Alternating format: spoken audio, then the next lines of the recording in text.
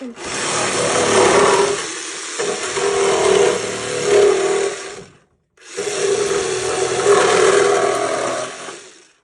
И ще го направи сега? Айде, ки правиме кънки да се скијаме за нова година, за сонцето, за снегот.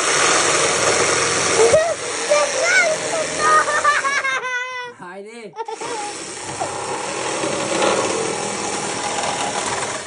Айде уште една. Това правиме за тия по-малки. За кой? За тия по-маленки деца што има по-маленки нозе. Кам да вида? Ете, Тука те? Айде тука да сним. Айде, сега тука. Айде!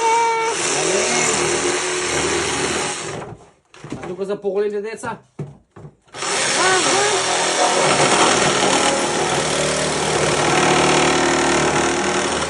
Така се правят кънки. На времето ние, кога се сакахме, правихме кънки. Само сега имаме батерийски ножици. На времето това го сечехме со макази, со трионче, на ръце. Уште една сечеме и имаме за големо дете.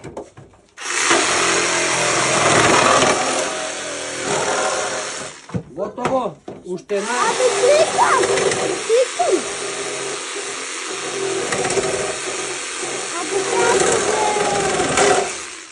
Браво! Ако, айде. Може аз да ми правиш клачките ти толкова. Значи така правиме кънките у нашето време. Значи грее се кънката, пластиката що е от тая гайба тука. Теготе, изсекли сме го.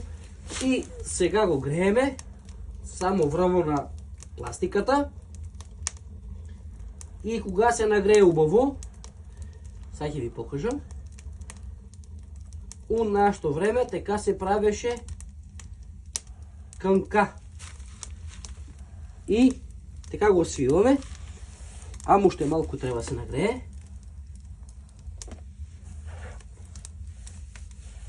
Може и на огин, може да е на врела вода И на жар.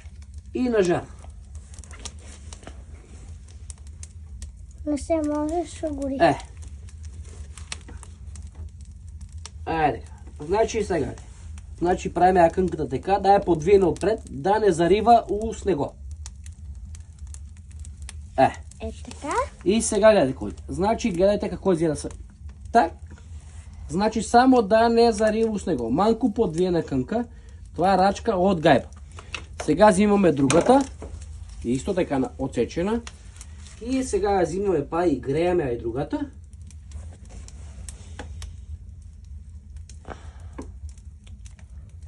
И пая свиваме. Да. Може, значи, уврела вода, може на жар, може на таква топлина. Значи ние имаме И на таква. огин. Да. Не, че имаме ние парно, имаме огин и най-бърже можеме тук. Оти снего е вонка. Свиваме аманко. Готово. Значи сега, още малко агрееме, още малко снимаме и готово.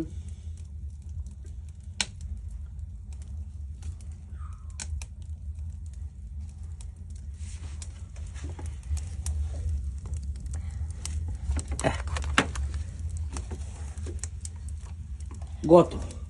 Значи кънките са направени и това не е препоръчливо за деца, що не са стъпнували на тия кънки. Значи това е за нас, тия ще беме по-старата генерация манкучка, що сме се на това сънкали. Айде, имайте хубава вечер. Чао, чао!